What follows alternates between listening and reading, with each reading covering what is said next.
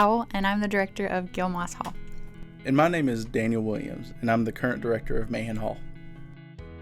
Today we will be talking about programming within the Residence Hall. So what exactly is programming? Programming is when Res Life staff comes together and they plan different events that can be placed in the buildings themselves, and they're meant to have a better experience for the residents. So why is programming important? It is important not only to build a community with your staff, but also your residents so they have a place to feel like home and to be able to get out of their dorm room. We have multiple different types of programming, such as social engagement, REC, or our resident event committee, community development, and our passive and educational. Several examples of community development would be things like going on a hike, going to your neighbor's room and watching a movie, or enjoying things such as a sporting event on campus. Some examples of passive and educational events could be posting schedules of all of our activities that are going to be happening on campus, or if it's National Health Month, spend some time to create a board about National Health Month. Some examples of social engagement events would be a TV premiere in the lobby, some video game tournaments, or a spa night in the lobby. A REC event is an opportunity for residents of all of our buildings on campus and within housing to get together. Some of those activities that we've had in the past is the water park and casino night.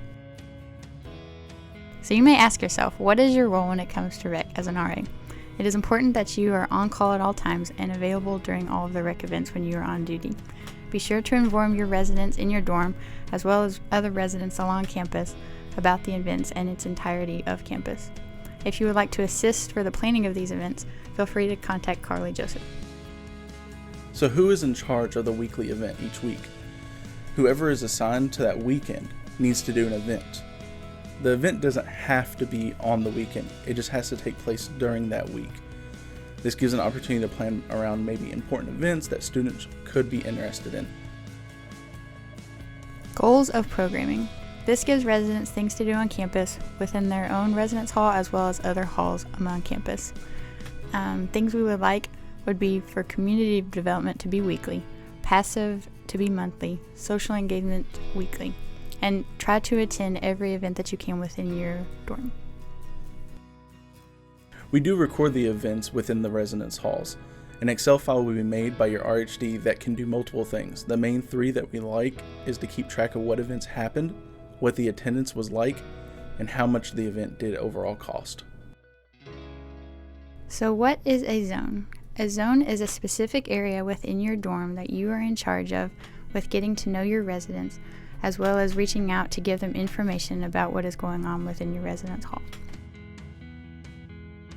For our last slide, we do have some reminders and tips for you. It is required that you do fill out that Excel file.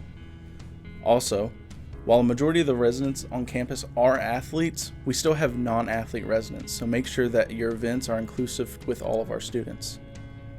Use the zones to your advantage. They are very, very helpful to get information out and get feedback back in. Zones are a perfect way to be able to complete your community developments.